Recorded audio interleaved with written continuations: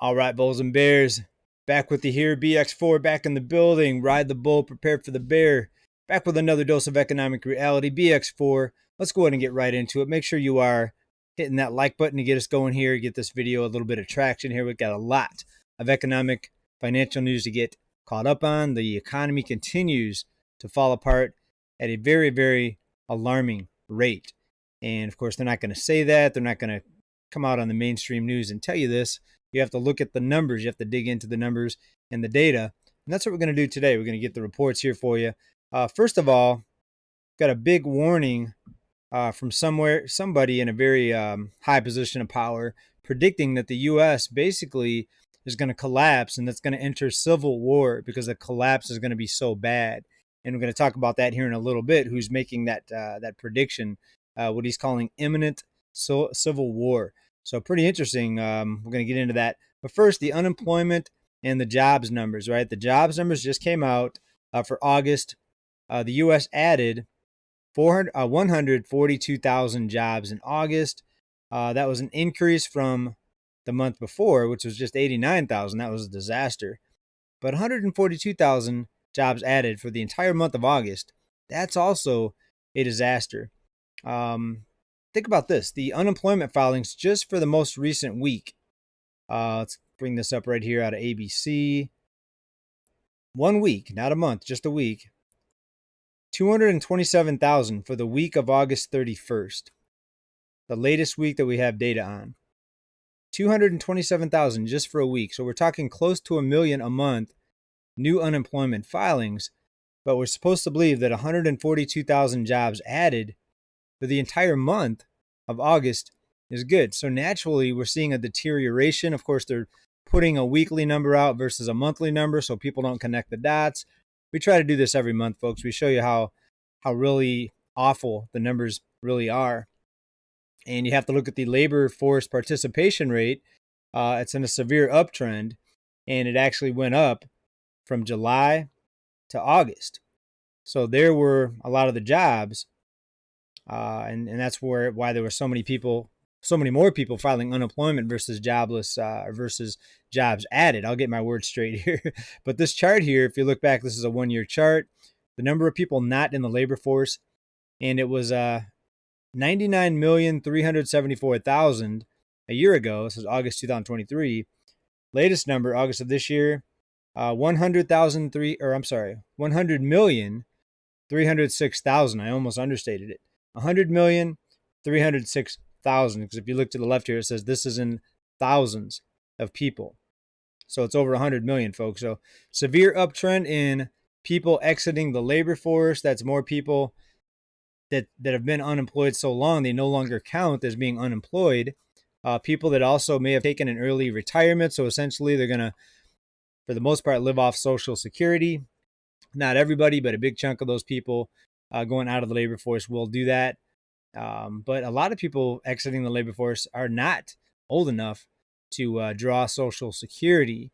And what are they going to do? They're going to live at home somewhere. They're going to probably end up homeless. We see the homeless population exploding. So these people have to live somewhere.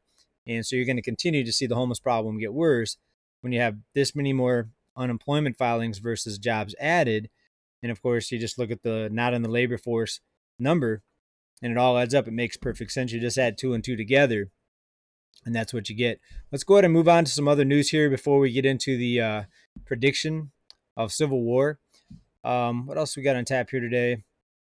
So now, with the jobs report where it is, even though they're trying to say it's good compared to July, it's still weak enough to justify a Fed rate cut, even though inflation's still causing a lot of pain in the economy. In fact, more people now are not paying off their credit card in full each month. That number just got worse as well. We're going to talk about that here in a few minutes. But here's how the headline reads here out of the Star Tribune. Sluggish U.S. jobs report clears the way for Federal Reserve to cut rates, folks. Inflation's already bad enough. They're trying to convince people that prices are coming down by saying inflation is slowing. And of course, you all know this by now. It just means prices are going up, just not as fast as they were previously. So what's going to happen? More people are going to get behind on their credit cards. A rate cut won't help the people that already have a lot of debt, especially when credit card interest rates are already well over 20%. So a quarter of a point rate cut might take the average credit card rate down from 21. Can't remember where exactly it's at, but right around there to 20.75, maybe 20 and a half, because it doesn't actually correlate with the Fed funds rate exactly. So, but it'll be a fraction of a percent. I mean, I could definitely say that. So, is a fraction of a percent going to help somebody when they have over a 20% credit card interest rate? It's not going to help very much if it does. Let's move on though, because the number of people not paying off their credit cards just took another tick higher. Oh, and by the way, still on the topic of interest rates, here's how CNBC put it. Atlanta Fed President Bostic said officials can't wait for inflation to hit 2% before cutting. Can't wait. So that sounds like something urgent. It sounds like it's an emergency. Well, it is. The debt levels are just too high. So they need to keep this thing from imploding. So as I predicted here, over a year ago, I said they'll likely start cutting in the second half of 2024 because things are going to start hitting the fan. Of course, we have November coming up here, so that's a very important. It's important to keep things shined up and looking rosy before early November, right? If you know what I'm talking about. But as far as the credit card debt goes, out of NY 360, half of American cardholders now carry, meaning not paying it in full each month, carry credit card debt with many with no plan to pay it off. So it keeps getting worse. Now we have more people than not carrying credit card debt from month to month. And this is where it starts to fall apart at these interest rates. Unless you're doing balance transfers and getting a lower or 0% interest rate, this is where the delinquencies really start to surge, right? So they really need rate cuts at this point.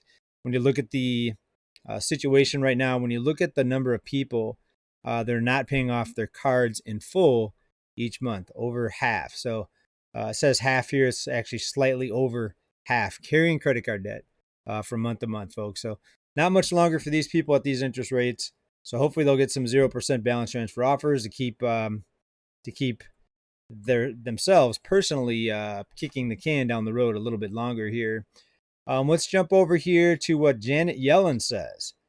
So according to Janet Yellen, none of the data that we just looked at is actually existing or in existence. Because here's what she said. Janet Yellen, no red lights flashing as U.S. makes soft landing. Well, is it a soft landing for the half of the people that are not paying off their credit card? Is it a soft landing for the nearly 1 million people that filed unemployment in August, which outnumbers the jobs added 4-1? So who is getting the soft landing? I mean, maybe down in comments. I'm not feeling a hard landing myself personally, but when you look at the population as a whole, you have to look at what the majority of the people are going through. We know that most people, even before this, were living paycheck to paycheck. It's been going on for years, and it's only likely to get worse as costs remain high, especially now with rate cuts on the horizon. And remember, keeping asset prices inflated is the goal, is the name of the game for many reasons. One, a bursting bubble, especially a bursting housing bubble, brings down the entire economy with it. All you have to do is go back to 2008 and see what happened to the entire economy, not just the housing market. The housing market was just kind of where it got tipped off. But the rest of the economy followed closely behind because it's the U.S. housing is the world's largest asset class when it comes to the total net worth of all these residents and property. But something else to kind of underpin what we're talking about here, look at the debt situation with a lot of people here. Medical debt drives 500,000 people into bankruptcy each year. 500,000 each year, medical debt. People can't pay off their medical bills. If people get injured or have to go to the hospital without health insurance, that for most people it's a wipeout situation where you're not going to get out of that hole, and you better just file bankruptcy because you're not going to really get out of that hole for most people. Something else here we've got to get into real estate, right? Axios put it out here like this: the global housing affordability crisis. The share who say they are satisfied with the availability of good, affordable housing by country. and it shows a huge decline ever since 2008. Again, unaffordability at all-time worst levels. So naturally, you see a downtrend in just about all these different countries, right? Hardly anyone is having an easy time right now. But as far as housing goes, something pretty interesting came up there. There was a recent interview over on George Gammon's channel, some attorney, but basically he said what many of us suspected, including myself here for a long time, that the government and the bankers are basically colluding to keep home prices high for one of the reasons, well, several reasons, but the two big ones, what we just talked about a couple minutes ago, to keep the economy propped up. Because if the housing market comes down, the rest of the economy comes down with it. But also tax collections, right? So high home prices, people paying more property taxes. Governments love that. So why would they want their tax paying base to shrink when they can just keep the bubble inflated with all these assistance programs, undocumented people getting down payment assistance? By the way, the one that was going to be rolled out here in California was actually vetoed by the governor here in California. It was going to be, I think, up to $100,000 for undocumented migrants here. So I think the pressure was too much with the situation that most people were in. I think he had to back off that, even though it was passed by the Senate. He vetoed it at the governor level. So pretty interesting. That would have been a big controversy if he wouldn't have vetoed it. I think it wouldn't be such a big controversy if people weren't doing so poorly financially, right? No one would care if they gave out money to whoever. You know, they could send $1 trillion to name any country in the world. No one would really care if they were doing well themselves. But when people are struggling, barely scraping by paycheck to paycheck, people really start to get disturbed and distraught when they see all this money handed out, to anyone in the world, basically. All right, moving on here, folks. U.S. trade deficit just widened to a 2-year high. U.S. trade deficit widened to a 2-year high. We don't manufacture hardly anything here. We're mostly an import nation.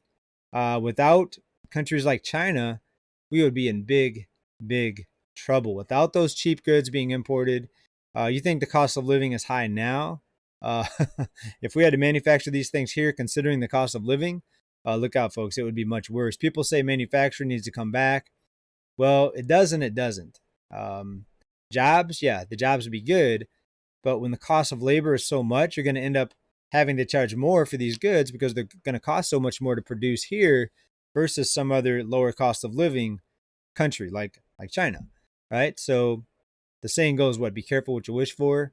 Jobs coming back, sure, there would be more jobs, but what would the cost of everything be, considering the cost of living here and what you have to pay workers? And if you don't pay them enough, they're going to strike.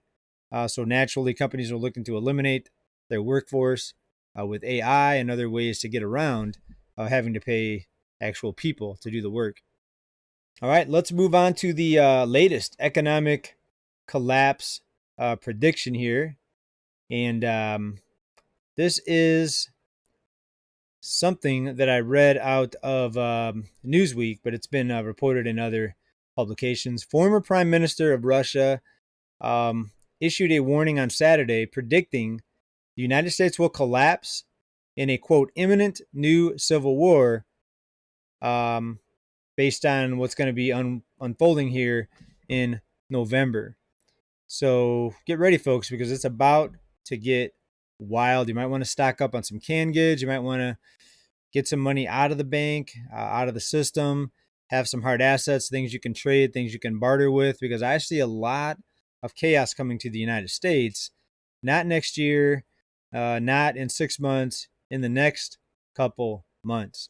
By the end of October, I think we're going to see some big things pop off. Definitely by the end of November, right? It's not just me saying that. We've got warnings out there of cyber attacks and glitches and system outages and hacks and everything you can imagine, folks. We've got warnings out there of World War III with all the countries that we've been funding, basically funding war.